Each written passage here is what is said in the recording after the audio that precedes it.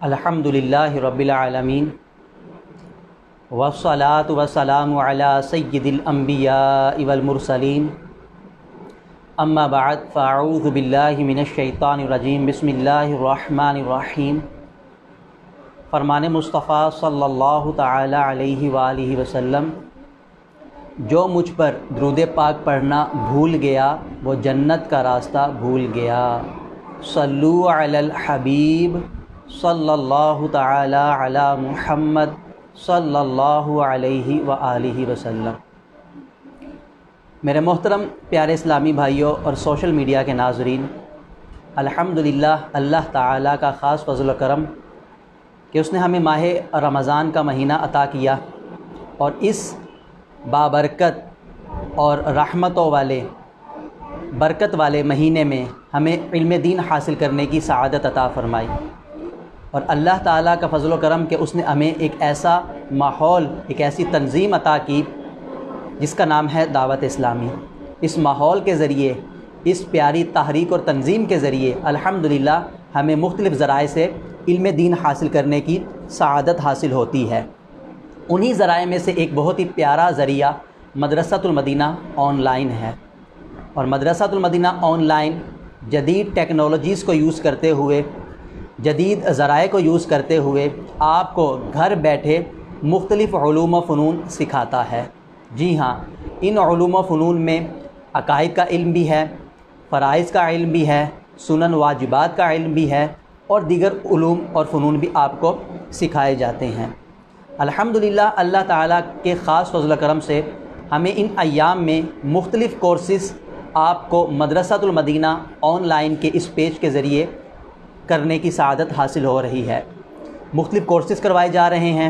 आप घर बैठे अल्हम्दुलिल्लाह अल्लाह के करम से मुख्तलिफ़ फ़र्ज़ उलूम सीखने की सआदत हासिल कर रहे हैं। उन्हीं कोर्सेज़ में से हम जो इस वक्त में कोर्स करने की सआदत हासिल कर रहे हैं वो है फ़ैज़ान रमज़ान कोर्स। जी हाँ, फ़ैज़ान रमज़ान कोर्स अल्हम्दुलिल्लाह हम कर रहे हैं और 5 दिन का ये कोर्स कंप्लीट हो चुका है। टोटल इसका दौरानिया 7 दिन है। 7 दिन में अल्हम्दुलिल्लाह हम डिफरेंट मसाइल, ज़रूरी मसाइल, रोज़े, तरावी, ईद उल फ़ितर, सदक़ा फ़ितर वगैरह से मुताल्लिक़ सीखने में कामयाब हो जाएंगे। अभी तक हम 5 क्लासें ले चुके हैं। हम 5 दिन का कोर्स कर चुके हैं और इस पेज के ज़रिए जो हमें रेगुलर देख रहे हैं, सुन रहे हैं, उन्होंने बहुत सारे मसाइल अल्हम्दुलिल्लाह अल्लाह ताला के ख़ास फ़ज़ल करम से सुन लिए होंगे, सीख लिए होंगे, समझ लिए होंगे। अवलन आपसे मदनी इल्तिजा है कि आप मदरसातुल मदीना ऑनलाइन के इस पेज को ज़्यादा से ज़्यादा शेयर फरमाएँ, इसको लाइक कीजिए, इसको दूसरों के साथ शेयर कीजिए ताकि आपके लिए भी सदक़ा जारिया का सबब हो सके। आप जितने अहबाब, जितने इस्लामी भाइयों, इस्लामी बहनों को ये पेज शेयर करेंगे और उनके ज़रिए से ये कोर्स दीगर इस्लामी भाइयों को पहुँचेगा तो इंशाअल्लाह आपके लिए भी सदक़ा जारिया होगा। तो ज़्यादा से ज़्यादा इस पेज को शेयर कीजिए और जिन इस्लामी भाइयों और इस्लामी बहनों के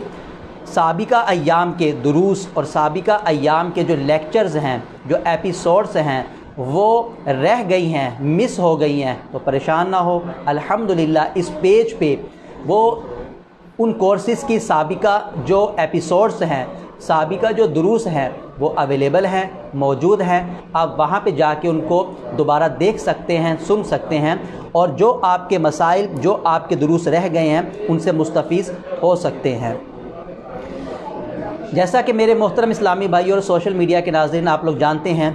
कि 5 दिन की क्लासेस में हमने क्या सीखा। जो हमें रेगुलर ज्वाइन कर रहे हैं वो जानते हैं और जो हमें न्यू ज्वाइन कर रहे हैं, इन दोनों के लिए हम खुलासे कलाम अर्ज़ कर देते हैं कि अभी तक जो हमने सीखा, अभी तक हमने रोज़े की तारीफ़ सीखी, रोज़ा शरन किसे कहते हैं, उसके बाद रोज़ा किस पर फ़र्ज़ है, रोज़ा कब फ़र्ज़ हुआ, रोज़े रखने के लिए क्या क्या शराइत हैं, रोज़ा रखने की नीयत क्या है, फिर नीयत से मुताल्लिक़ा हमने मदनी फूल समात फरमाए कि नीयत किसे कहते हैं, नीयत की क्या हकीकत है, क्या शराइत हैं, دیگر عبادات میں نیت کے لیے کیا شے کمپلسری ہے؟ آیا نیت زبان سے کرنا ضروری ہے یا فقط دل سے ہی کر لی جاتی ہے؟ اور نیت کب ویلڈ ہوتی ہے، کب ان ویلڈ ہے؟ اسی طرح ہم نے آگے مزید یہ دیکھا کہ سحری کا کیا مطلب ہے، سحری کرنا کب نیت ہوگی، کب نیت نہیں ہوگی، اور کون کون سے ایسے روزے ہیں، جی ہاں کون کون سے ایسے روزے ہیں جن کی نیت وقت ختم ہونے کے بعد بھی کی جا سکتی ہے۔ جی ہاں ہم نے یہ بھی عرض کیا تھا کہ 3 قسم کے روزے ہیں کہ جن کی نیت سحری کا وقت ختم ہونے کے بعد بھی کی جا سکتی ہے۔ اس کے بعد ہم نے یہ سیکھا کہ کون کون سے ایسے امور ہیں کہ جو صیام، صوم، روزے کی حالت میں ان امور کا ارتکاب کرنا یہ منع نہیں ہے، اس سے روزہ نہیں ٹوٹتا۔ اور پھر اس کے بعد ہم نے وہ چیزیں دیکھی کہ جن سے روزہ ٹوٹ جاتا ہے۔ جی ہاں پھر وہ 2 قسم کی چیزیں ہیں، بعض چیزوں سے فقط روزے کی قضا لازم آتی ہے، اور بعض چیزیں ایسی ہیں، بعض امور ایسے ہیں، بعض مواقع ایسے ہیں کہ اگر ان ذرائع سے، ان طریقے سے، ان مواقع پر، اس حیت پر روزہ اگر توڑا جائے تو قضا کے ساتھ ساتھ کفارہ بھی لازم آتا ہے۔ تو ہم کفارے کے احکام پر پہنچے تھے کہ کفارہ کسے کہتے ہیں، تو تھوڑا سا آپ کو پچھلا عرض کر کے تاکہ ربط قائم ہو جائے، کنیکٹیویٹی ہو جائے، انشاءاللہ پھر ہم اپنے اگلے سبق کی طرف چلتے ہیں۔ تو جیسا کہ میں نے پہلے میں عرض کر چکا ہوں، ہم نے وہ چیزیں ذکر کی کہ جن کی بنا پر اگر روزہ توڑا جائے، وہ شرائط ذکر کی کہ ان شرائط کے پائے جانے کے ساتھ اگر روزہ ٹوٹ جاتا ہے، توڑ دیا جاتا ہے، تو اس صورت میں قضا کے ساتھ ساتھ کفارہ بھی لازم آئے گا۔ جی ہاں قضا کا مطلب ایک روزہ، اس کے بدلے میں ایک روزہ رکھنا، اور کفارے کا مطلب ہے پے در پے، کنٹینیوٹی کے ساتھ مسلسل 60 روزے رکھنا۔ جی ہاں یہ کفارے کا مفہوم ہے۔ اب اگر کسی شخص نے روزہ توڑا ان شرائط کے ساتھ، وہ شرائط دوبارہ عرض کرتا ہوں کفارے کے لیے، یاد رکھیں کفارہ 60 روزے رکھنا یہ ہر روزے توڑنے پر نہیں ہوتا، اس کے لیے اگر یہ شرائط پائی جائیں گی تو آپ کو کفارے میں 60 روزے رکھنے ہوں گے۔ نمبر 1، وہ روزہ رمضان، ادائے رمضان کا روزہ ہو۔ اگر کسی نے قضائے رمضان کے روزے کی نیت کی تھی، اس روزے کو توڑ دیا تو یاد رکھے کفارہ لازم نہیں آئے گا، قضا بہرحال ہوگی۔ تو پہلی شرط وہ روزہ جو اس نے توڑا ہے وہ ادائے رمضان کا روزہ ہو، صرف یہ ایک روزہ ہے، یعنی کفارے کا تعلق فقط رمضان المبارک کے ادا روزے کے ساتھ ہے۔ اس کے علاوہ کیسا ہی روزہ ہو اگر کسی نے توڑ دیا تو اس پر کفارہ نہیں ہوگا۔ تو ادائے رمضان کا روزہ ہو۔ نمبر 2، اس نے اس روزے کی نیت رات میں کی ہو، تبییت اس میں شرط ہے۔ اگر رات میں نیت نہیں کی، سحری کا وقت ختم ہونے کے بعد کی، جیسا کہ ہم ذکر کر چکے ہیں کہ 3 قسم کے روزے ایسے ہیں، ادائے رمضان، نظر معین اور نفل کا روزہ، نفل میں سنن اور مستحب روزے یہ بھی شامل ہیں۔ ان روزوں کی نیت سحری کا وقت ختم ہونے کے بعد اور ظہوہ کبریٰ سے پہلے بھی کی جا سکتی ہے۔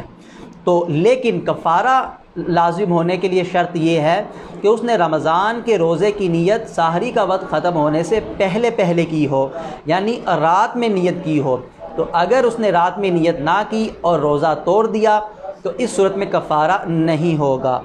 مزید شرط یہ تھی کہ وہ مقیم ہو، مسافر ہو، روزہ توڑا تو کفارہ نہیں ہوگا۔ مزید ایک شرط یہ تھی کہ اس نے روزہ کسی ایسی چیز کے ساتھ توڑا ہو، اس کا روزہ بریک اس نے ایسی چیز کے ساتھ کیا ہو کہ جو غذا ہے، جو مرغوب شے ہے، جو لذت والی شے ہے۔ اگر کسی ایسی چیز کے ساتھ توڑا جس سے انسانی طبیعت کراہیت محسوس کرتی ہے، اس سے تنفر چاہتی ہے، اس کی طرف میلان نہیں ہوتا، اس میں لذت محسوس نہیں کرتی، اس کو مکروہ سمجھتی ہے، تو اس چیز سے توڑنے، اگر اس نے ایسی چیز سے روزہ توڑا تو اب اس پہ کفارہ نہیں، قضا ہوگی۔ مثال کے طور پر کسی نے کنکری کھا کے روزہ توڑا، کسی نے مٹی کھا کے روزہ توڑا، یعنی ایسی مٹی جو عادتاً کھائی نہیں جاتی، کسی نے کاغذ وغیرہ، کپڑا وغیرہ کھا کر روزہ توڑا، کسی نے مثال کے طور پہ لقمہ باہر نکالا، پہلے کھایا پھر باہر نکالا، چبایا، پھر اس سے روزہ توڑا، تو یہ سب چیزیں ایسی ہیں کہ جن کی طرف طبیعت میلان نہیں کرتی، جن کی طرف طبیعت رغبت نہیں پکڑتی، راغب نہیں ہوتی، یہ اشیاء مرغوب فیہا نہیں ہیں، ان میں رغبت نہیں کی جاتی، یہ لذیذ اشیاء نہیں ہیں، تو ان اشیاء کے ذریعے اگر روزہ توڑا گیا تو یاد رکھے کفارہ لازم نہیں ہوگا، قضا لازم آئے گی۔ اسی طرح دوا کے ذریعے روزہ توڑا، کیونکہ اس میں صلاح بدن پایا جاتا ہے، تو اس سے بھی کفارہ لازم آئے گا اور قضا کے ساتھ ساتھ کفارہ بھی ہوگا۔ مزید یہ شرط تھی کہ روزہ توڑنے کے بعد اس کو کوئی ایسا عذر لاحق نہ ہوا ہو جس کی بنا پہ روزہ چھوڑنے کی رخصت مل جاتی ہے۔ اگر اس نے روزہ توڑا، باقی شرائط پائی گئی تھی، لیکن روزہ توڑنے کے بعد اسے بلا اختیار، یاد رکھیں اپنے اختیار سے نہیں،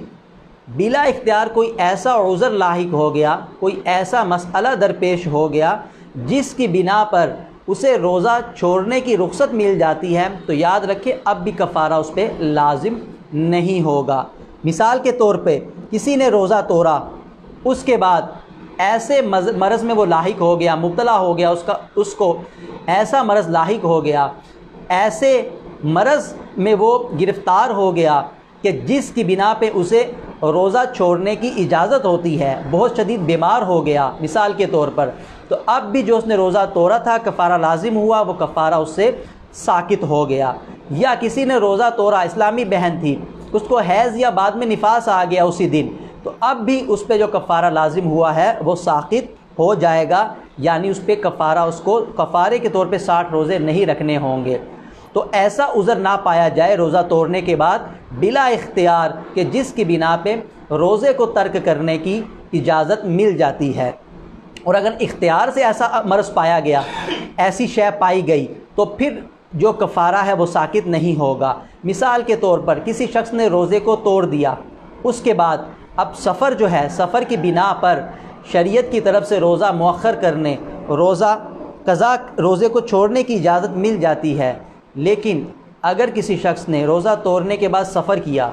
اب سفر اختیاری امر ہے، یہ غیر اختیاری نہیں ہے، کوئی شخص چاہے تو کرے چاہے تو نہ کرے۔ اسی طرح کسی نے اپنے آپ کو شدید زخمی کر کہ اگر یہ شرائط پائی جائیں گی تو کفارہ لازم ہوگا، وگرنہ کفارہ لازم نہیں ہوگا، بہرحال اس کو قضا کرنی پڑے گی۔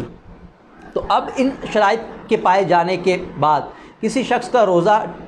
کسی نے توڑ دیا، یعنی اس پہ کفارہ لازم آیا، تو یاد رکھیں پہلے حکم، یہ کفارے 3 طرح کے ہیں، یعنی پہلا کام کرنا ہے، اگر وہ اس کی قدرت اور وہ مقدور شے نہیں ہے، وہ جو ہے انٹروڈیوس کروائے۔ اسلام نے کہا کہ اگر مثال کے طور پہ فلاں کام ہو جائے تو غلام آزاد کر دو، پھر غلام آزاد کرنے کی اسلام نے فضیلتیں ہمیں بیان کی، تاکہ یہ غلامی کا دور ختم ہو کہ جب کسی پہ کفارہ ہوگا، جب کسی پہ ایسے امور آئیں گے اور وہ غلام آزاد کرے گا، اسلام نے لازم کر دیا کہ غلام آزاد کرو، تاکہ اس کے ضمن میں ایک طرف تو کفارہ ادا ہوگا، دوسری طرف دنیا سے غلامی ختم ہوگی، غلام زیادہ سے زیادہ آزاد ہوں گے، غلامی ختم ہوگی۔ اسی طرح دین متین اسلام نے غلامی کو ختم کرنے کے لیے یہ طریقہ بھی انٹروڈیوس کروایا کہ غلام کرنے کے فضائل، آزاد کرنے کے فضائل اور ثواب کو بیان کیا کہ غلام کو آزاد کرنے کے یہ ثواب ہیں، یہ فضائل ہیں، اس سے تاکہ لوگوں میں رغبت پیدا ہو، لوگوں میں جو ہے جذبہ اور شوق پیدا ہو، تاکہ وہ زیادہ سے زیادہ غلاموں کو آزاد کریں اور دنیا سے اس غلامی کے دور کا خاتمہ ہو۔ اور الحمدللہ اللہ کے کرم سے دنیا نے دیکھا کہ وہ دور آیا، آج کل کا تو وہ دور پایا جاتا ہے کہ اب دنیا میں کہیں بھی الحمدللہ بفضل اللہ تعالی و بحمدہ، اللہ تعالیٰ کے خاص فضل و کرم سے اب دنیا میں غلامی نہیں ہے۔ اس کا صحرا بھی، اس کا کریڈٹ بھی دین اسلام کی ہی طرف جاتا ہے۔ اسلام نے ہی جہاں ہر شعبے میں انقلاب برپا کیا، جہالت کا خاتمہ کیا، خواتین کو جو حقوق نہیں تھے ان کو جو معاشرے میں اور جو سوسائٹی میں حقیر سمجھا جاتا تھا، اسلام نے ہی ان کو عزت دی، اسلام نے ہی ان کو حقوق دیے۔ آج بہت سے لوگ جو ہے عورتوں کے حقوق کی بات کرتے ہیں، لیکن اسلام نے تو 1400 سال پہلے ہی الحمدللہ حقوق نسواں کی بات کی، اور عورتوں کے جو حقوق بنتے تھے، جو ان کے مناسب تھے، جو سوسائٹی کے مناسب تھے، اور جو ایک زندگی کا بیلنس برقرار رکھنے کے لیے ازدواجی زندگی، اسی طرح عائلی زندگی، گھریلو زندگی کو جو برقرار اور بیلنس رکھنے کے لیے جو حقوق چاہیے تھے وہ فراہم کر دیے، اور اسلام نے ہی ایک ایسے معاشرے کی تکمیل کی جس میں الحمدللہ سب کو اس کے حیثیت کے مطابق الحمدللہ حقوق دے دیے گئے۔ اسلام نے ہی عورتوں کو زندہ درگو ہونے سے بچایا، اسلام نے ہی ان کو وراثت کے حقوق دیے۔ اسی طرح غرض کہ ہم جس شعبے میں جس فرد کی طرف دیکھیں گے کہ جو زمانہ جہالیت کے دور میں جو پسا ہوا تھا، جو مظلوم تھا، اسلام نے اس کے ظلم کو ختم کیا، اسلام نے اس کی بے بسی کو ختم کیا، اسلام نے اسے معاشرے میں کھڑا کر دیا، اور اسلام نے اس کو عزت دی، اسلام نے اس کی عزت کو بحال کیا۔ الحمدللہ یہ دین اسلام کی خاصیت ہے۔ اگر کوئی تعصب کی اینک کو اتار کے دیکھے گا، جو حقیقت پسندانہ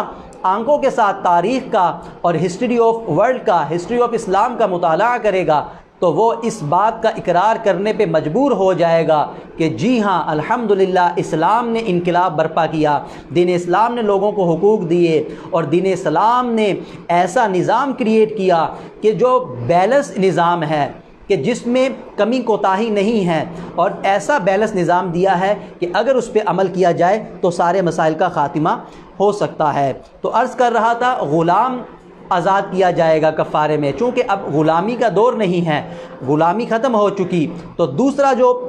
طریقہ ہے کفارہ ادا کرنے کا وہ ہے 60 روزے پے در پہ رکھنا، مسلسل 60 روزے رکھنا۔ اور تیسرا یہ تھا کہ اگر کوئی 60 روزے نہیں رکھ سکتا، اس کی میں وضاحت کروں گا کہ وہ نہ رکھنے کی کیفیت کیا ہے، وہ نہ رکھنا کب ثابت ہوگا، اس نہ رکھنے کا تحقق کب ہوگا، وہ نہ رکھنا کہ 60 روزے رکھنے کی استطاعت نہیں ہے وہ متحقق کب ہوگا، اس کو میں عرض کروں گا۔ تو اگر کوئی شخص 60 روزے رکھنے کی طاقت نہیں رکھتا تو پھر 60 مساکین کو وہ 2 ٹائم کا کھانا کھلا دے گا 60 مساکین کو، اور انہی مساکین کو کھلائے گا جن کو صبح کھلایا ہے، یا پھر 60 مساکین کو ایک صدقہ فطر کی مقدار دے دے گا، یعنی 60 مساکین جو ہیں ان کو 60 صدقہ فطر دے دے گا، اور اگر ایک کو ہی دینا چاہتا ہے تو 60 دن تک وہ دے گا، یک مشت ایک دن میں وہ نہیں دے سکتا۔ تو دوسرا جو کفارہ تھا 60 روزے رکھنا، وہ 60 روزے رکھے گا مسلسل۔ اگر ان 60 روزوں میں کسی وجہ سے بھی، چاہے اپنی وجہ سے چاہے کسی کی وجہ سے، روزے قضا، کوئی روزہ چھوٹ گیا، مس ہو گیا، تو دوبارہ 60 کی گنتی پوری کرنی ہوگی۔ بھلے وہ بیمار ہو گیا پھر بھی اس کو 60 کی گنتی پوری کرنی ہوگی شروع سے۔ لیکن عورت کے لیے جیسا کہ میں نے آپ کو عرض کیا، اسلام نے بہت نرمی کا معاملہ کیا ہے، اور ہر ایک کو اس کی طاقت کے مطابق مکلف کیا ہے، اس کو ابتلا کیا ہے، آزمائش میں مبتلا کیا ہے، لیکن قدر استطاعت، اس کی استطاعت اور طاقت کے مطابق۔ تو چونکہ اسلامی بہنیں ہیں تو اس لیے اب ان سے بچنا ممکن نہیں ہے، تو اسلام نے اس چیز کی چھوٹ دی کہ اگر فار ایگزامپل اسلامی بہن نے روزہ توڑ دیا اور اب وہ اس کے بدلے میں 60 مسلسل پے در پہ کفارے کے روزے رکھے گی، ایک روزہ وہ قضا کا رکھے گی، تو اس میں اب 60 روزے رکھنے کے دوران اس کو منتھلی ایام آ جاتے ہیں، مینسس آ جاتے ہیں، اس کے دن شروع ہو جاتے ہیں، تو یہ دن اس کی ترتیب کو، اس کی کنٹینیوٹی کو ساکت نہیں کریں گے، بلکہ جتنے روزے رکھے ہیں اس کے بعد اس کے ایام آئے، ایام ختم ہونے کے بعد پھر وہ جہاں سے چھوٹے تھے وہیں سے آگے کنٹینیو کر دے گی۔ برخلاف چونکہ مردوں کے ساتھ، اسلامی بھائیوں کے ساتھ ایسا معاملہ نہیں ہوتا، لہٰذا ان کے لیے یہ رخصت نہیں ہے، ان کو کنٹینیوٹی کے ساتھ مسلسل پے در پہ جو ہے روزے رکھنے ہوں گے۔ اگر عذر کے سبب بھی ان کا، عذر سے مراد بیماری وغیرہ کی وجہ سے بھی، کیونکہ یہ شاذ اور نادر شے ہے، لیکن جو حیض کا معاملہ ہے یہ تو ہر مہینے آتا ہے، اس لیے اس کی رخصت دی گئی، اور جو بیماری وغیرہ کا معاملہ تھا اس کو، چونکہ یہ ہر ایک کے ساتھ نہیں ہوتا، اور یہ شاذ اور نادر معاملہ ہے، تو اس لیے اگر بیماری بھی ہو جائے پھر بھی اگر روزوں میں جو ہے وہ انقطاع آ گیا ہے تو اب شروع سے روزے رکھنے ہوں گے۔ تو 60 روزے اور ایک روزہ قضا کا، اب چاہیں تو قضا کا پہلے رکھے بعد میں 60، یا آخر میں قضا کا رکھ لیں، اور قضا کے اور 60 روزوں میں کوئی ترتیب نہیں ہے، قضا کا رکھ لیں اس کے بعد 60، لیکن 60 روزے جو کفارے کے ہیں اس میں کنٹینیوٹی مسلسل اور پے در پہ ہونا یہ ضروری ہے۔ تو 60 روزے جو ہیں وہ رکھے جائیں گے۔ اب اگر کوئی 60 روزے نہیں رکھ سکتا، اور نہ رکھنے کی وجہ کیا ہے کہ یا تو وہ شیخ فانی ہو چکا ہے، یعنی ایسی عمر کو پہنچ چکا ہے کہ اب وہ مزید ضعیف اور کمزور ہی ہوگا، صحت کی طرف پلٹے گا نہیں اور وہ روزے رکھنے کی استطاعت نہیں رکھتا، یا وہ ایسا مریض ہے مرض موت میں مبتلا ہو گیا ہے، ڈاکٹر نے جواب دے دیا ہے، اب صحت کی طرف لوٹنا اس ممکن ہی نہیں اور متوقع ہی نہیں اور مرجو امید ہی نہیں کی جا سکتی کہ اب یہ جو ہے اس بیماری سے نکل کر صحت کی طرف پلٹے گا، تو اس کے لیے بھی اجازت ہے کہ اب وہ کیا کرے۔ اگر اس نے سابقہ زندگی میں 60 کفارہ اس پر تھا کسی روزے کی بنا پر، تو اب وہ 60 مساکین کو صدقہ فطر دے دے، اور اسی طرح شیخ فانی بھی جو ہے وہ کیا ہے دے سکتا ہے۔ کیونکہ اب ان کے لیے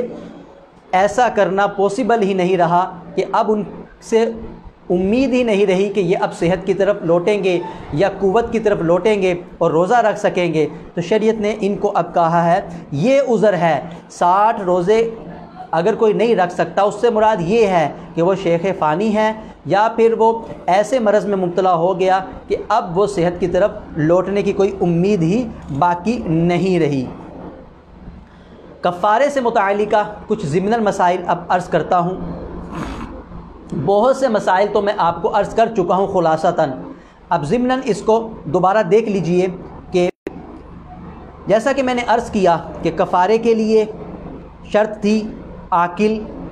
بالغ، مقیم ہونا، ادائے رمضان کے روزے کی نیت کی ہو، رات میں کی ہو، بغیر کسی صحیح عذر۔ جی ہاں، اگر کسی عذر کی بنا پہ، صحیح شرعی عذر کی بنا پہ روزہ توڑا ہے تو کفارہ نہیں۔ مثال کے طور پہ اتنا شدید بیمار ہو گیا، کھانے کی حاجت ہے، کھانے کی جو ہے احتیاجی ہے، تو اس صورت میں میڈیسن لینے کی احتیاجی ہے، تو اس صورت میں کفارہ نہیں ہوگا۔ کیونکہ یہ عذر شرعی عذر صحیح ہے۔ اسی طرح جیسا کہ پہلے عرض کیا گیا کہ روزہ دار ہونا بھی یاد ہو۔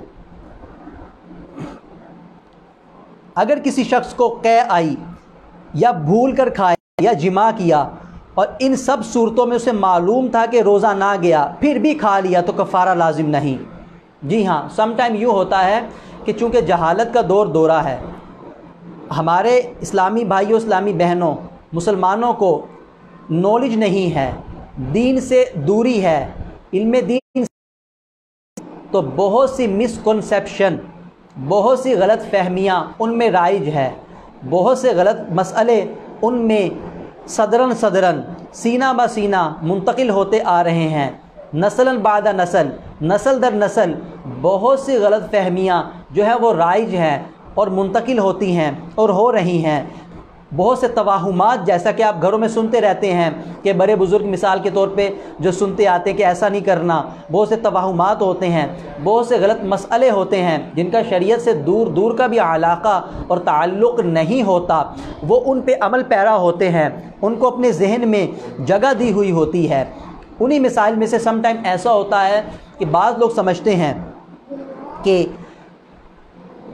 آئی تو ہر قسم کی الٹی سے روزہ ٹوٹ جاتا ہے، حالانکہ ہم عرض کر چکے ہیں کہ ہر قسم کی الٹی سے روزہ نہیں ٹوٹتا، بلکہ جب تک الٹی آنے کے لیے، قے آنے کے لیے، وومٹنگ ہونے کے لیے 3 شرائط کا پایا جانا ضروری ہے۔ تو اب کسی کو قے ہوئی یا کسی نے بھول کر کھا لیا یا جماع کر لیا، اب ان صورتوں میں روزہ تو نہیں ٹوٹتا، لیکن وہ سمجھا فار ایگزامپل کہ روزہ ٹوٹ گیا ہے، اس صورت میں اس نے بعد میں کھا پی لیا، تو اب پہلے تو نہیں ٹوٹا تھا، اب ٹوٹا ہے، پہلے تو اس کا روزہ نہیں ٹوٹا تھا، اب ٹوٹا ہے، تو اس صورت میں اس پہ کیا ہوگا؟ قضا لازم آئے گی، کفارہ لازم نہیں آئے گا۔ کیونکہ اس نے جو ہے غلط فہمی اور لا علمی کی بنا پہ اس نے روزہ توڑا ہے۔ اسی طرح دوسری کنڈیشن سچویشن کیا ہے کہ ان اشیاء کے بعد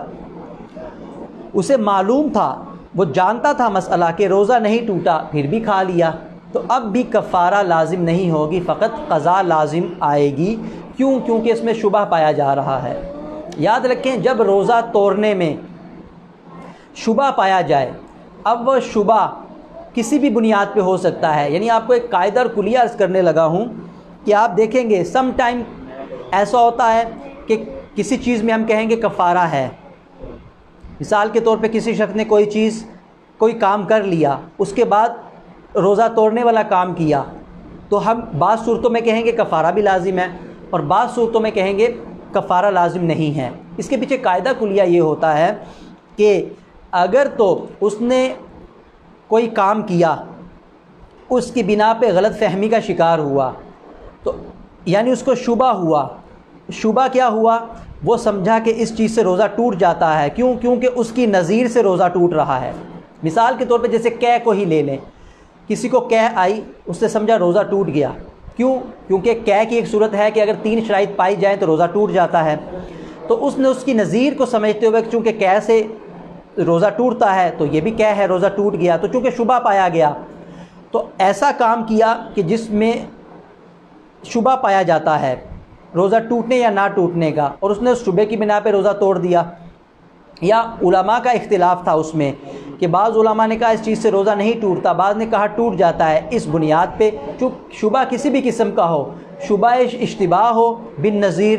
یا شبہ جو ہے وہ کسی اختلاف کا ہو، تو اب اس صورت میں روزہ توڑا تو یاد رکھے کفارہ نہیں ہوگا، فقط قضا ہوگی۔ اور اگر ایسا مسئلہ ہے کہ جس میں شبہ ہو ہی نہیں سکتا، جو واضح روزے روشن کی طرح واضح ہے، جس میں اختلاف ہی نہیں علماء کا، اس صورت میں روزہ، تو اس صورت میں اگر اس نے وہ کام کیا اس کے بعد روزہ توڑا تو اب اس صورت میں کیا ہوگا؟ اس پہ کفارہ لازم آئے گا۔ تو اگر قے وغیرہ آئی، اس قسم کے معاملات ہو، کھایا پیا جماع کیا، معلوم تھا روزہ نہیں ٹوٹا، پھر بھی کھا پی لیا تو کفارہ نہیں، قضا ہوگی۔ احتلام ہوا کسی کو روزے کی حالت میں، جیسا کہ ہم پہلے بھی عرض کر چکے ہیں، احتلام ہونے سے روزہ نہیں ٹوٹتا۔ کسی کو احتلام ہوا اور اس نے سمجھا کہ احتلام سے روزہ ٹوٹ جاتا ہے، اس نے کھا پی لیا، تو اب اس صورت میں کیا ہے؟ کفارہ لازم جو ہے وہ، بلکہ اس کی صورت یہ بنا لیجئے، دوسرا مسئلہ دوسری صورت میں عرض کرتا ہوں۔ پہلی صورت اس کی یہ دیکھ لیجئے کہ احتلام ہوا اور اسے معلوم بھی تھا کہ روزہ نہ گیا۔ پہلے معلوم ہونے والی صورت دیکھ لیجئے کہ احتلام ہوا اور اسے معلوم تھا کہ اس سے تو روزہ جاتا نہیں ہے، اور اس کے باوجود روزہ توڑ دیا، کھا پی لیا، تو اس صورت میں کفارہ لازم ہوگا۔ کیونکہ احتلام والا مسئلہ ایسا ہے کہ اس میں شبہ نہیں ہے، اور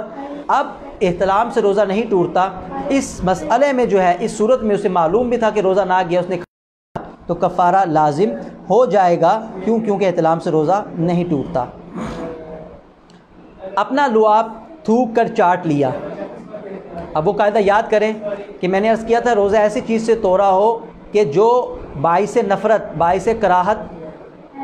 نہ ہو، بلکہ ایسی چیز سے توڑا ہو جو باعث لذت ہو۔ اگر ایسی چیز سے توڑا کہ جو باعث کراہت ہے، باعث نفرت ہے، تو اس سے کفارہ لازم نہیں ہوگا۔ کسی نے اپنا لعاب تھوک کر باہر نکال کر چاٹ لیا یا دوسرے کا تھوک نکل گیا تو کفارہ نہیں، قضا ہوگی۔ روزہ تو بہرحال ٹوٹے گا، لیکن اس صورت میں کفارہ لازم نہیں آئے گا۔ ریزن کیا ہے کہ یہ کراہت والی شے سے روزہ توڑا ہے۔ کیونکہ تھوک عموماً جو باہر نکال لیا جائے، ایک ہوتا ہے منہ میں ہی تھوک، نکالا نہیں، اس سے تو روزہ نہیں ٹوٹتا۔ اپنا تھوک کوئی نگل گیا، اپنا بلغم نگل گیا، یا ناک میں بلغم تھی، سانس سے کھینچ کر نگل گیا، تو روزہ نہیں ٹوٹے گا۔ یہ مسئلہ ہے اس بارے میں کہ کسی نے اپنا تھوک باہر نکالا، ہاتھ وغیرہ پہ لیا، پھر نگل گیا، تو یوں چونکہ اس کو طبیعت جو ہے مکروہ سمجھتی ہے، اس سے جو ہے استقذار اور اس سے قذر، اس کو مکروہ سمجھتی ہے، اس سے کراہیت محسوس کرتی ہے، تو اس صورت میں روزہ اس کا ٹوٹ تو بہرحال جائے گا، کیونکہ خارج سے کوئی شے جب اندر جائے تو روزہ ٹوٹ جاتا ہے۔ تو اس صورت میں روزہ اس کا ٹوٹ گیا، لیکن قضا لازم آئے گی، کفارہ لازم نہیں آئے گا۔ لیکن اگر کراہت والی اور استقذار والی اور ناپسندیدگی والی صورت نہ پائی گئی، مثال کے طور پہ کسی نے اپنے محبوب کا جس سے وہ محبت کرتا ہے، آپ جانتے ہیں کہ جب کوئی کسی کی محبت کا شکار ہوتا ہے تو پھر محبوب کی ہر شے اس کو اچھی لگتی ہے، تو اگر کسی نے اپنے محبوب کا تھوک نگل لیا، یا معظم دینی محبت بھی، اگر کسی معظم دینی کا تبرک کے طور پہ تھوک نگل لیا، تو اب چونکہ اس سے طبیعت جو ہے کراہت محسوس نہیں کرتی، چاہے وہ محبوب کا ہو چاہے معاملہ کسی معظم دینی کا ہو، اس صورت میں چونکہ تبرک کے طور پہ شیخ کا معظم دینی کا تھوک نگلا اور چونکہ اس میں کراہت نہیں ہے، یا محبوب کا تھوک نگلا، تو اس صورت میں بھی چونکہ کراہت نہیں ہے، تو اب کفارہ ہوگا، روزہ ٹوٹ جائے گا، کفارہ ہوگا، قضا بھی لازم آئے گی، فقط قضا نہیں بلکہ قضا پلس کفارہ لازم ہوگا۔ وجہ کیا ہے کہ کراہت نہیں پائی گئی۔ خربوزہ، تربوزہ کا چھلکا کسی نے کھا لیا تو عموماً کھایا نہیں جاتا، طبیعت اس کی طرف میلان نہیں کرتی۔ اگر خشک ہو یا ایسا ہو کہ لوگ اس کے کھانے سے گھن کرتے ہیں، یعنی خشک کو نہیں کھایا جاتا، یا اس حالت میں ہو فار ایگزامپل بس گیا ہے اور کافی دنوں کا ہے، طبیعت اس کے کھانے سے گھن کرتی ہے، تو اس صورت میں اس کے کھانے سے کفارہ نہیں ہوگا۔ ورنہ اگر ایسی صورت پہ ہے یا ان لوگوں کے لیے یعنی ایسی صورت پہ ہے کہ جس کو طبیعت گھن نہیں کرتی، تو اس سے پھر کفارے کی صورت بھی بنے گی۔ کچے چاول، باجرہ، مسور، مونگ کھائی تو کفارہ لازم نہیں، کچی چیزیں ہیں، طبیعت ان کو کھانے میں لذت محسوس نہیں کرتی۔ یہی حکم کچے جو کا ہے، اور بھنے ہوئے جو، جیسے اب کچے چنے ہیں لیکن ان کو بھون لیا جائے، اسی طرح بھنے ہوئے جو ہیں، تو بھنی ہوئی چیزیں جو ہیں یہ لوگ کھاتے ہیں، کھائی جاتی ہیں، ان کو پسند کرتے ہیں، اگر بھنے ہوئے جو کھائے تو کفارہ لازم ہوگا۔ سحری کا نوالا، منہ میں تھا، سحری کا وقت ختم ہو گیا، یا بھول کر کھا پی رہے تھے اور یاد آ گیا پھر بھی نگل لیا، تو ان دونوں صورتوں میں کفارہ واجب ہوگا، اور اگر نوالا منہ سے نکال کر پھر کھا لیا تو صرف قضا ہے، کفارہ واجب نہیں۔ تو اس طرح ہوتا ہے جیسا کہ کئی مسائل اس کے ذکر کیے گئے پہلے بھی، کہ سحری کے وقت میں کھا رہے تھے تو حکم کیا ہے، جیسے ہی وقت ختم ہوا تو جو کچھ منہ میں ہے اس کو نکال دیا جائے گا، نگلا نہیں جائے گا، ورنہ روزہ سٹارٹ ہی نہیں ہوگا۔ اسی طرح بھول کر کھا پی رہے تھے، یاد آ گیا تو ابھی جو کچھ منہ میں کھانا پانی ہے اسے نکال دیا جائے گا، نگلا نہیں جائے گا۔ اگر کوئی شخص نگل گیا، کھا پی لیا، تو اب چونکہ یہ کھا پی رہا تھا تو وہ اشیاء جو تھی وہ لذیذ ہوں گی اور لذت والی ہوں گی، طبیعت ان سے کراہت محسوس نہیں کرتی، اس صورت میں کیا ہے، کفارہ لازم ہوگا۔ فار ایگزامپل کسی نے نوالا منہ سے نکال لیا، باہر ہتھیلی پہ نکال لیا، اب اگر اس کو وہ نگل گیا تو اب روزہ تو ٹوٹ گیا لیکن قضا ہوگی، فقط کفارہ لازم نہیں ہوگا۔ باری سے کسی کو بخار آتا ہے، پتہ ہوتا ہے ایک دن بعد ایک دن بخار کسی کو العیاذ باللہ اس قسم کا پرابلم ہے، مرض ہے، اللہ تعالی ہم سب کو ہر قسم کے امراض سے محفوظ فرمائے، ہر قسم کی دینی اور روحانی اور جسمانی بیماریوں سے اللہ پاک ہمیں محفوظ فرمائے۔ کسی کو باری کا بخار آتا ہے اور آج باری کا دن تھا، لہٰذا یہ گمان کر کے کہ بخار آئے گا روزہ قصداً اس نے توڑ دیا، تو اس صورت میں کفارہ ساقط ہے، یعنی کفارے کی ضرورت نہیں، صرف قضا کافی ہے۔ یوں ہی عورت کو معین تاریخ پر، کیونکہ عورت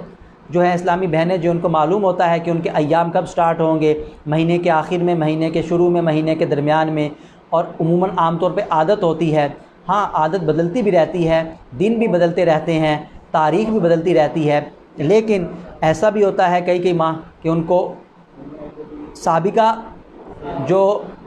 ماہ ہوتے ہیں، مہینے ہوتے ہیں، ان کے مطابق ان کی روٹین چل رہی ہوتی ہے۔ تو یوں ہی عورت کو معین تاریخ پر حیض آتا تھا اور آج حیض کے آنے کا دن تھا، پتہ ہے آج فار ایگزامپل جو ہے وہ 11 تاریخ ہے، اور 11 ہر ماہ کی 11 تاریخ کو سٹارٹ ہوتا ہے، اس نے اس قصد سے قصداً جو ہے روزہ توڑ دیا اور حیض نہ آیا تو کفارہ ساقط ہو گیا، یعنی کفارے کی ضرورت نہیں، صرف قضا کافی ہے۔ اب اگر کسی نے 2 مرتبہ روزہ، ایک سے زیادہ مرتبہ روزہ توڑا اور اس پہ کفارہ لازم ہو گیا تھا، تو اب آیا وہ کتنے کفارے دے گا؟ سوال پیدا ہوتا ہے کسی نے ایک روزہ توڑا تو چلو ایک کفارہ ہے، ایک سے زائد روزے توڑے تو اب کتنے کفارے دینے ہوں گے؟ تو اس کا مسئلہ سماعت کر لیجئے کہ اگر تو ایک ہی رمضان کے کئی کفارے ہیں، ایک ہی رمضان کے روزے کئی توڑے اور ایک ہی رمضان کے کفارے ہیں اور ابھی تک پہلا کفارہ ادا نہیں کیا تھا، تو ایک ہی کفارہ وہ سب روزوں کے لیے کافی ہے۔ مثال کے طور پہ ایک رمضان میں روزہ توڑا، پہلا فار ایگزامپل الیاذ باللہ، یا دوسرا، تیسرا، اسی طرح بھی پہلے دوسرے روزے کا کفارہ جو ہے اس نے ادا نہیں کیا، مطلب کیا روزہ نہیں رکھا، فار ایگزامپل 60 روزے، یا اگر وہ شیخ فانی وغیرہ ہے، اس قسم کا معاملہ نہیں ہے، تو اب جو ہے اس نے ایک روزے کا کفارہ ابھی ادا نہیں کیا، اور اس صورت میں ہوا کیا کہ دوسرا تیسرا معاملہ ہوا، تو جب تک پہلے کا ادا نہیں کیا دوسرے معاملہ بھی ہو گئے، اور ایک ہی رمضان کے اگر ہیں تو وہ ایک ہی سب کے لیے کفایت کرے گا۔ اور اگر الگ الگ رمضان کے ہیں، 2 روزے توڑے، 2 رمضان کے تھے، اور اگرچہ پہلے کا بھی کفارہ ادا نہیں کیا، میں 2 رمضان کے چونکہ ہیں تو 2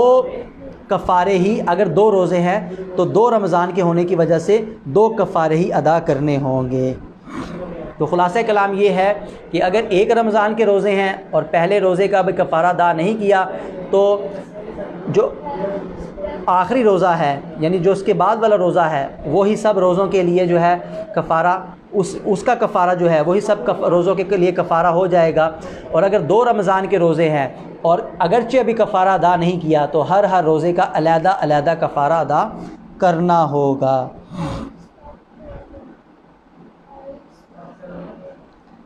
جیسا کہ عرض کیا گیا کہ کفارہ عرض کرنے کے لیے یہ بھی ضروری ہے کہ روزے کے توڑنے کے بعد کوئی ایسا امر نہ پایا جائے کہ جس سے روزہ چھوڑنے کی اجازت مل جاتی ہے۔ آخری مسئلہ سماعت فرمائیں کفارے سے متعلق، کہ یہ جو کہا گیا ہے کہ جو مسائل ذکر کیے گئے کہ فلاں صورت میں کفارہ نہیں قضا ہے، تو یاد رکھیں یہ اسی وقت ہے کہ جب وہ کام ایک مرتبہ کیا ہو۔ اگر بارہا وہ کام کیا یا اس کام کو کرنے سے نافرمانی کا، معصیت کا، روزہ توڑنے کا ارادہ ہے، اگرچہ اس صورت میں کفارہ نہیں قضا لازم آتی تھی، لیکن چونکہ وہ کام اب متعدد بار کر چکا ہے، تو بار بار اگر ایسا کیا اور قصد نافرمانی، معصیت کا ہو، روزہ توڑنے کا ہو، تو یاد رکھیں اب وہ اس قضا والی صورت میں بھی کفارہ لازم آئے گا۔ یہ نہیں ہے کہ جب قضا والی صورت ہے تو اب چاہے جتنے مرضی روزے توڑتے جاؤ کہ فقط قضا لازم آئے گی۔ اگر اس کو بار بار اس طریقے سے روزہ توڑا، یا معصیت اور معصیت کا ارادہ بھی تھا، ٹھیک ہے جی، نافرمانی کا ارادہ ہے، روزہ توڑنے کا ارادہ ہے، بار بار ایسا امر پایا گیا، تو اب کیا ہوگا؟ اب اس قضا والی صورت میں بھی کفارہ لازم ہوگا، فقط قضا تک ہی معاملہ نہیں رکا رہے گا۔ میرے محترم اسلامی بھائیوں اور سوشل میڈیا کے ناظرین، الحمدللہ ہم نے روزوں سے متعلقہ جو ضروری مسائل ہو سکتے ہیں، جو پیش آنے والے، کثرت سے پیش آنے والے مسائل ہو سکتے ہیں، ان کا ہم نے ذکر کیا کہ کن چیزوں سے روزہ نہیں ٹوٹتا، کون سے امور ہیں جن سے روزہ ٹوٹ جاتا ہے فقط قضا، کون سے امور ایسے ہیں جس پہ قضا اور کفارہ لازم آتا ہے، کیا اس کی شرائط ہیں، پھر کون سے ایسے اعذار ہیں کہ جن کی بنا پر روزہ ترک کرنے کی، روزے کو مؤخر کرنے کی اجازت مل جاتی ہے۔ اور اب الحمدللہ تقریباً ہمارے روزے سے متعلقہ مسائل جو ہیں وہ کمپلیٹ ہوئے۔ اب ہم چلتے ہیں دوسری اہم عبادت کی طرف۔ دوسری اہم شے رمضان المبارک کی جو خصوصیت کے ساتھ فقط اسی ماہ میں عبادت کی جاتی ہے، وہ ہے تراویح۔ جی ہاں، بہت ہی پیاری عبادت ہے، اور پیارے آقا علیہ الصلوۃ والسلام کی یہ سنت بھی ہے تراویح، جی ہاں سنت بھی ہے۔ اس سے متعلقہ اب ہم مسائل سیکھیں گے کہ تراویح کس پر ضروری ہے، تراویح کی کتنی رکعات ہیں، تراویح جو ہے اس کے بارے میں قرآن پاک تراویح میں پڑھنے کا کیا حکم ہے، تراویح کے سے متعلقہ جو مسائل ہیں ان کو ہم سیکھیں گے۔ تو تراویح بھی چونکہ سنت مبارکہ ہے، سنت ہے اس لیے، اور اس پہ بھی ہمیں عمل کرنا چاہیے، اور سنت پہ عمل کرنے کے بارے میں تو ایک حدیث پاک عرض کرتا ہوں کہ پیارے آقا علیہ الصلاۃ والسلام کا فرمان عالی شان ہے، جس نے میری سنت سے محبت کی اس نے مجھ سے محبت کی، اور جس نے مجھ سے محبت کی تو وہ جنت میں میرے ساتھ ہوگا۔ سبحان اللہ۔ پیارے آقا علیہ الصلاۃ والسلام نے دیکھیں سنت سے محبت کرنے والے کو کیا بشارت عطا کی ہے، کیا اس کے لیے فضیلت عطا کی ہے کہ جس نے میری سنت سے محبت کی اس نے مجھ سے محبت کی۔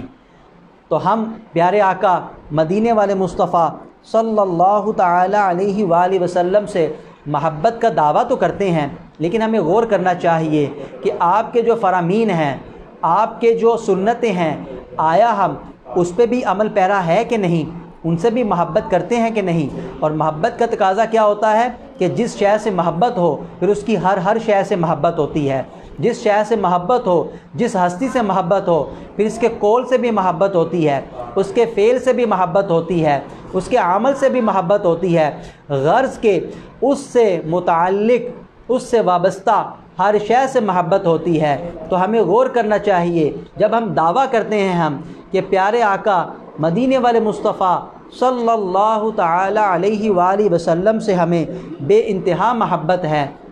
ہماری تو جانیں آپ پہ قربان ہے، تو میرے محترم میٹھے اسلامی بھائیوں، میرے محترم پیارے اسلامی بھائیوں، میرے سوشل میڈیا کے ناظرین، ہمیں غور کرنا چاہیے یہ دعویٰ محبت یہ ہمارا کتنا سچا ہے۔ کیونکہ محبت کا معیار ہے، ہر کوئی جانتا ہے کہ چاہے وہ دنیاوی محبت ہو چاہے وہ دینی محبت ہو، جب کسی ہستی سے محبت ہوتی ہے تو اس کی پھر ہر بات مانی جاتی ہے، اس کے ہر قول کو جو ہے سنا اور سمجھا جاتا ہے، عمل کیا جاتا ہے، اس کے ہر بات کو مانا جاتا ہے۔ جب ہمیں پاکیزہ محبت، دینی محبت، پیارے آقا سے محبت ہے، ہم دعویٰ کرتے ہیں، ہم جان نچھاور، جان نثار کرنے کا دعویٰ کرتے ہیں، تو غور کرنا چاہیے کہ آپ کے فرامین کو ہم کتنا سنتے ہیں، کتنا اس پہ عمل پیرا ہوتے ہیں، آپ کی سیرت مبارکہ کو ہم کتنا فالو کرتے ہیں، آپ کے اعمال، آپ کی جو سنت مبارکہ ہیں اس کو ہم کتنی فوقیت دیتے ہیں، اپنی لائف میں کتنا عمل کرتے ہیں۔ تو یہ چیزیں ہمیں بتا دے گی کہ آیا ہماری محبت فقط زبانی ہے یا یہ حقیقی محبت ہے، آیا ہم سنت مبارکہ پر اور حیات مصطفیٰ صلی اللہ علیہ وآلہ وسلم پر عمل کرتے ہیں یا نہیں کرتے۔ تو محبت کا تقاضا یہی ہے کہ پیارے آقا کی جس سنت کا ہمیں پتہ چلے، جس عمل کا ہمیں پتہ چلے، جس فرمان کا پتہ چلے تو اس پہ ہمیں عمل کرنا چاہیے۔ تراویح چونکہ سنت مؤکدہ ہے، جی ہاں تراویح سنت مؤکدہ ہے، ہر مسلمان مرد اور عورت بالغ پر یہ تراویح سنت مؤکدہ ہے۔ ایک تو تراویح سنت مؤکدہ، دوسری 20 رکعات پڑھنا ہر روز یہ سنت مؤکدہ ہے، اور تیسری چیز کیا ہے، تراویح کی جو جماعت ہے یہ سنت مؤکدہ علی الکفایہ ہے کہ مسجد کے چند لوگوں نے جماعت قائم کر لی تو جماعت سب سے یہ سنت مؤکدہ کا جو مطالبہ ہے یہ پورا ہو گیا، تو یہ بھی الگ ایک سنت مؤکدہ علی الکفایہ ہے۔ اسی طرح ایک دفعہ ختم قرآن یہ بھی سنت مؤکدہ ہے۔ تو تراویح چونکہ سنت مؤکدہ ہے، 20 رکعت سنت مؤکدہ ہے، اور ہر رات میں 20 رکعت پڑھنا یہ سنت مؤکدہ ہے۔ تو اب سنت مؤکدہ کا حکم کیا ہوتا ہے؟ سنت مؤکدہ کا حکم یہ ہوتا ہے کہ ایک آدھ بار ترک کیا تو برا کیا، اگر عادت بنا لی اس سنت کو ترک کرنے کی تو یاد رکھیں وہ شخص گناہ گار ہوتا ہے۔ جی ہاں، سنت مؤکدہ کا مطلب سنت ہے یہ مطلب نہیں کہ اب ہم اسے ترک کریں، یاد رکھیں سنت مؤکدہ کا جو اس پہ استمرار کرنے والا ہے، اس پہ اصرار کرنے والا ہے، اس پہ ہمیشگی اختیار کرنے والا ہے، اس کو بار بار کرنے والا ہے، سنت مؤکدہ کے ترک کو معمول اور عادت بنانے والا ہے، تو وہ شخص گناہ گار ہوتا ہے۔ ہاں، سنت مؤکدہ کا تارک گناہ گار نہیں، لیکن سنت غیر مؤکدہ کا تارک گناہ گار نہیں، لیکن سنت مؤکدہ کے ترک کو جو عادت بنا لے، چند بار کرے اور اس کو عادت بنا لے، تو اب سنت مؤکدہ کا تارک بھی گناہ گار ہوتا ہے۔ تو اب چونکہ تراویح بھی سنت مؤکدہ ہے، اور جو شخص اس کو بھی ترک کرنے کی عادت بنا لے گا وہ گنہگار ہوگا۔ اور اس میں کم از کم ایک بار ختم قرآن، یہ سنت مؤکدہ ہے، چونکہ مساجد میں ایک بار ختم قرآن پاک ہو جاتا ہے تو اس محلے والوں سے یہ جو سنت مؤکدہ کا جو مطالبہ ہے یہ اب ساکت ہو جاتا ہے۔ تو ہمارے امام اعظم، اب دیکھیں ہمارے بزرگان دین جو تھے، چند ان کے ایک دو واقعات ذکر کرتا ہوں کہ ان کو قرآن سے کتنی محبت تھی، ان کا رمضان المبارک میں قرآن سے محبت کا کیا طریقہ کار تھا، کیا انداز تھا، اور کتنی بار وہ قرآن پاک ختم کیا کرتے تھے۔ تو ہمارے امام اعظم ابو حنیفہ رحمۃ اللہ تعالیٰ علیہ رمضان المبارک میں 61 بار 61 ٹائم قرآن کریم ختم کیا کرتے تھے۔ جی ہاں، 30 دن میں 30 رات میں پلس کریں 60، اور ایک تراویح میں نیز آپ نے 45 ایئرز 45 برس عشاء کے وضو سے نماز فجر ادا فرمائی۔ تو دیکھیے میرے محترم اسلامی بھائیوں اور سوشل میڈیا کے ناظرین، ہمارے اسلاف، ہمارے اکابر، ہمارے بزرگان دین کا کیا رویہ، کیا انداز ہوا کرتا تھا، قرآن سے محبت کا انداز، تراویح سے محبت کا انداز، عبادات سے محبت کا انداز، کتنا وہ ان کی مصروفیات، اکابرین، اسلاف، بزرگان دین، یہ اہل علم ہوا کرتے تھے، علم کے ساتھ ساتھ لوگوں میں درس و تدریس کے ساتھ اپنا روزگار کمانے کے ساتھ ساتھ پھر بھی عبادات میں ان کا کوئی ثانی نہیں ہوا کرتا تھا۔ ہم یہاں پہ ایک کام کرتے ہیں تو ہم اس پہ فخر محسوس کیا کر کے نہیں رہتے کہ ہم نے تو فلاں کام کر لیا۔ ہمارے اکابرین عبادات بھی ایسی کیا کرتے تھے، درس و تدریس کے ساتھ ساتھ، رزق کمانے کے ساتھ ساتھ، اپنا کاروبار کرنے کے ساتھ ساتھ عبادت بھی اس کثرت سے کیا کرتے تھے کہ وہ اشخاص، وہ لوگ جو فقط عبادت کرتے ہیں وہ بھی ان کی درجے کو نہیں، ان کی تعداد کو نہیں پہنچ سکتے تھے، ان کی مقدار کو نہیں پہنچ سکتے تھے، نہ پہنچ پاتے ہیں۔ ان کی عبادات اور عبادات میں ان کا کوئی ثانی نہیں ہوا کرتا تھا، اس قدر کثرت سے عبادات کیا کرتے تھے۔ اور ایک روایت کے مطابق تو امام اعظم ابو حنیفہ رحمۃ اللہ تعالی علیہ نے زندگی میں 55 حج کیے، اور جس مکان میں وفات پائی اس میں 7000 بار قرآن مجید ختم فرمائے۔ تو ہمارے اسلاف، ہمارے بزرگان دین کی عبادات کا یہ شوق، یہ عالم تھا۔ امام اعظم نے 55 حج کیے، اور جس مکان بابرکت میں آپ نے وفات پائی تو 7000 بار، جی ہاں 7000 ٹائم، 7000 بار آپ نے قرآن پاک اس مکان میں ختم کیا تھا۔ اسی طرح میرے آقا اعلیٰ حضرت علیہ رحمہ فرماتے ہیں کہ امام اعظم نے 30 برس کامل ہر رات ایک رکعت میں قرآن کریم ختم کیا۔ غرض کے کئی واقعات ملتے ہیں ہمیں ہمارے بزرگان دین کے، ہم جس بھی اپنے بزرگ کی سیرت کو، ہم جس بھی اپنے اکابر کی سیرت کو دیکھیں گے تو ان کی سیرت میں ایک پہلو بڑا نمایاں نظر آئے گا۔ جی ہاں میرے محترم اسلامی بھائیوں اور سوشل میڈیا کے ناظرین، جو ہمارے اکابرین ہیں، ہر بزرگ کی کوئی نہ کوئی خصوصیت ضرور رہی ہے، لیکن بعض چیزیں ایسی ہیں جو مشترکہ اشیاء ہوا کرتی تھی، علم حاصل کرنا، سکھانا، عبادات کی کثرت۔ جی ہاں، ہم جس بھی بزرگ کی سیرت کو اٹھا کے دیکھیں گے تو اس میں ہمیں یہ چیز لازمی ملے گی کہ ان کی سیرت میں، ان کی زندگی میں عبادت کی کثرت ہوا کرتی تھی۔ ہمیں بھی غور کرنا چاہیے کہ ہم اپنے اکابرین سے محبت کا دعویٰ کرتے ہیں، اور تو ہم اپنے اکابرین کی سیرت پہ کتنا عمل کرتے ہیں۔ افسوس ہے ہماری جو ایک جنریشن ہے، ہماری جو مسلمانوں کی ایک تعداد ہے، وہ اکابرین کی سیرت سے ہی ناواقف ہے۔ ہمیں فقط نام معلوم ہے، فلاں بزرگ تھے، داتا صاحب ہیں، غوث اعظم ہیں، لیکن افسوس ہمیں ان کی سیرت کا نہیں پتہ،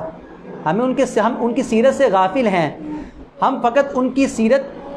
کا صرف یہ پہلو جانتے ہیں کہ جی ہاں وہ بہت بڑے بزرگ تھے، لیکن ہم ان کی سیرت کو اسٹڈی نہیں کرتے کہ انہوں نے کیسی اپنی زندگی گزاری۔ ہم ان سے محبت کا دعویٰ کرتے ہیں جس طرح پیارے آقا سے محبت کا دعویٰ ہے، صحابہ سے، اسی طرح ہم باقی اولیاء اللہ سے بھی اور بزرگان دین سے بھی محبت کا دعویٰ کرتے ہیں، لیکن یہ چیز ہم سب کے ساتھ جو ہے وہ کرتے ہیں کیا کہ ان کی سیرت پہ ہم عمل نہیں کرتے، نہ تو سیرت مبارکہ ان کی پڑھتے ہیں اور نہ ہی ان کی سیرت سے ہم مدنی پھول حاصل کر کے، نکات حاصل کر کے عمل کرنے کی کوشش کرتے ہیں۔ تو میرے محترم پیارے اسلامی بھائیوں اور سوشل میڈیا کے ناظرین، ہمیں اپنے بزرگوں کے ساتھ ایسا نہیں کرنا چاہیے، ہمیں اپنے اسلاف کے ساتھ اس طرح نہیں کرنا چاہیے، ہمیں اپنے اسلاف کی سیرت کو پڑھنا چاہیے، پھر اس پہ عمل پیرا بھی ہونا چاہیے۔ میرے محترم پیارے اسلامی بھائیوں سوشل میڈیا کے ناظرین، جیسا کہ تراویح میں قرآن پاک پڑھا جاتا ہے، مساجد میں سنایا جاتا ہے، لیکن افسوس اس میں بھی اتنی غفلت برتی جاتی ہے کہ آج کل ہمیں صحیح قرآن پڑھنے والے ہی نہیں ملتے۔ ایک تعداد ہے جن کو قرآن پڑھنا ہی نہیں آتا، جی ہاں، حفاظ کی بھی ایک تعداد ہے جنہوں نے قرآن پاک تجوید کے ساتھ نہیں حفظ کیا ہوا، مجہول قرآن پڑھا ہوا ہے، اور ایک تعداد ہے جو قرآن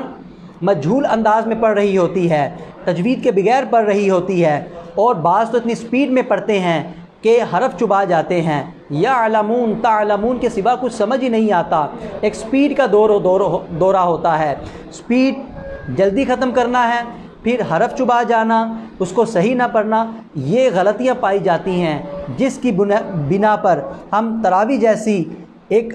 پیاری عبادت کی برکات سے محروم ہو جاتے ہیں۔ اور اسی طرح جہاں تراویح میں یہ مسائل پائے جاتے ہیں کہ ہمیں صحیح پڑھانے والے نہیں ملتے، اگر صحیح یا تو ان کو صحیح قرآن پڑھنا نہیں آتا، تجوید ان کی درست نہیں، تجوید سے نہیں پڑھتے، مخارج درست نہیں، یا پھر وہ مجہول پڑھتے ہیں، اور اگر کہیں ہمیں صحیح پڑھانے والا مل بھی جائے تو سپیڈ ان کی اتنی تیز ہوتی ہے کہ شاید وہ سمجھتے ہیں کہ ہم نے جو ہے ریس لگائی ہوئی ہے اور ہم نے جو ہے فوراً آدھے گھنٹے میں قرآن پاک کو جو ہے ختم کر دینا ہے، اور نمازی بھی اس کو اچھا سمجھتے ہیں، پڑھانے والے بھی سمجھتے ہیں اچھا، حالانکہ اگر تو حروف چبا دیے، حرف صحیح ادا ہی نہ ہوئے تو یاد رکھیں اس صورت میں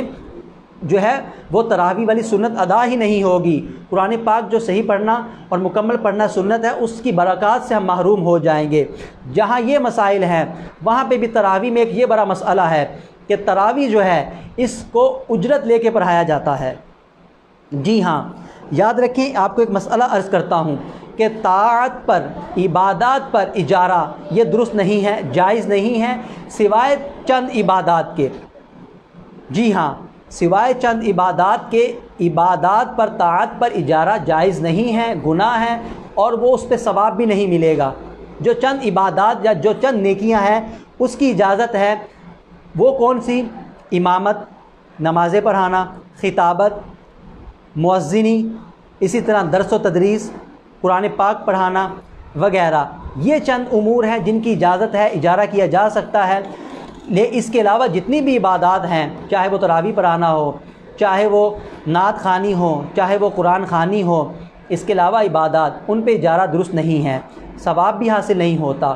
تو تراویح پہ بھی چونکہ اجارہ درست نہیں ہے، اس لیے یہ بھی ایک المیہ ہے کہ اب ہمارے یہاں پہ اجارے پر تراویح جو ہے اس کا انتظام ہوتا ہے، اور یا تو اجارہ صراحتاً ہوتا ہے یا دلالتاً، جیسے کہ معروف ہوتا ہے کہ حافظ صاحب تراویح پڑھائیں گے تو ان کی خدمت کرنی ہے، تو یاد رکھیں یہ درست نہیں ہے۔ اس کا درست طریقہ شریعت نے ہمیں عطا کیا ہے، اس کا یہ ہے حل کہ جس شخص نے تراویح پڑھانی ہے، جی ہاں، اس کا شریعت نے ہمیں حل بتایا ہے کہ جس شخص نے تراویح پڑھانی ہے اس سے وقت کا اجارہ کر لیا جائے، 2 گھنٹے کا، کہ 2 گھنٹے ہم آپ کو اجیر رکھتے ہیں، ہم آپ سے جو بھی آپ کے منصب کے مطابق کام کروائیں، پھر بعد میں جب وہ اجیر ہو گیا اس کو تراویح کا کہہ لیا جائے، 1 ماہ کا اجارہ کر لیا جائے، اجرت بھی معین ہو، وقت بھی معین ہو، تو یہ درست ہے۔ اب تراویح پڑھنا بھی جائز، پڑھانا بھی جائز، ثواب بھی حاصل ہوگا، کوئی محظور کام نہیں ہوا۔ یا اس سے عشاء کی نماز کا اجارہ کر لیا جائے اور 3 گھنٹے کا ضمناً وہ تراویح بھی پڑھا دے گا، تو ایسا کرنا بھی درست اور جائز ہو جائے گا۔ تو شریعت نے ہمیں یہ طریقہ بیان کیا ہے، اسی طرح یہی شرعی ہیلہ، یہی شرعی طریقہ دیگر عبادات میں بھی کیا جا سکتا ہے۔ مثال کے طور پہ قرآن خوانی کروانی ہے، اسی طرح نعت خوانی کرنی ہے، تو وقت کا اجارہ کر لیا جائے، اس کے بعد یہ کام کر لیا جائے تو یہ درست ہو جائے گا۔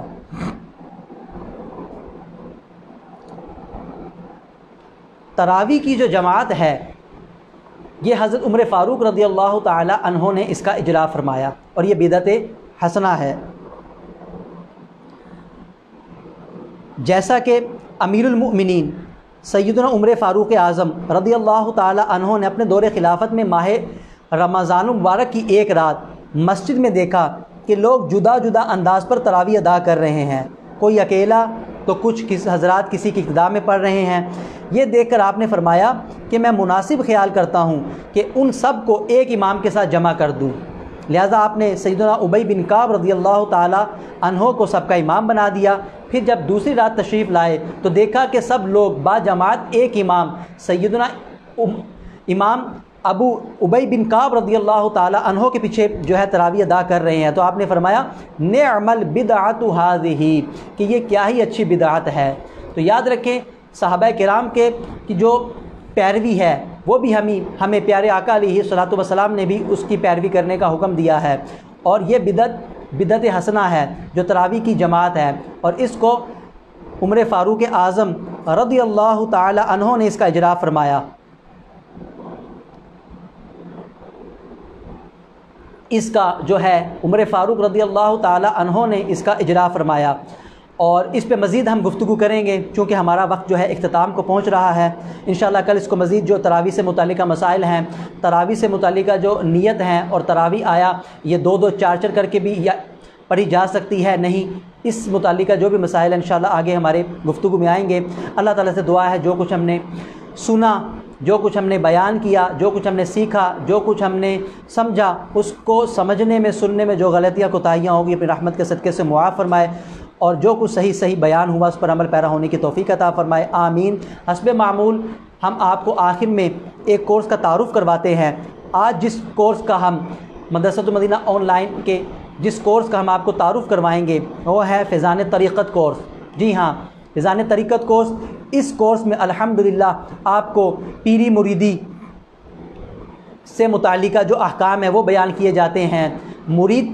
کے بارے میں، مرید کسے کہتے ہیں، مرشد اور شیخ کسے کہتے ہیں، شیخ اور مرشد کی کیا شرائط ہیں۔ جی ہاں، ان شرائط کا ذکر کریں گے کہ ایک پیر صاحب میں کیا کیا شرائط ہونا ضروری ہے جس کی بیعت ہوا جا سکتا ہے۔ اسی طرح بزرگان دین کے واقعات ذکر کیے جاتے ہیں، طریقت سے متعلقہ دیگر امور کو ذکر کیا جاتا ہے۔ اس کورس کا دورانیہ 30 منٹ ہے، اور یہ 92 ڈیز کا کورس ہے، بہت ہی پیارا کورس ہے۔ اس کو بھی کرنے کی نیت کر لیجئے، اللہ تعالی ہمیں عمل کی توفیق عطا فرمائے۔ آخر میں کرونا وائرس سے محفوظ رہنے کے لیے دعا پڑھ لیتے ہیں۔ صلاۃ والسلام علیک یا رسول اللہ وعلی آلک واصحابک یا حبیب اللہ، اللہم عافنی فی بدنی، اللہم عافنی فی سمعی، اللہم عافنی فی بصری، لا الہ الا انت، صلاۃ والسلام علیک یا نبی اللہ وعلی آلک واصحابک یا نور اللہ۔ دعاؤں میں یاد رکھیےگا، مدنی چینل دیکھتے رہیے گا، مدنی مذاکرے میں بھی شرکت کیجیے گا۔ السلام علیکم ورحمۃ اللہ وبرکاتہ۔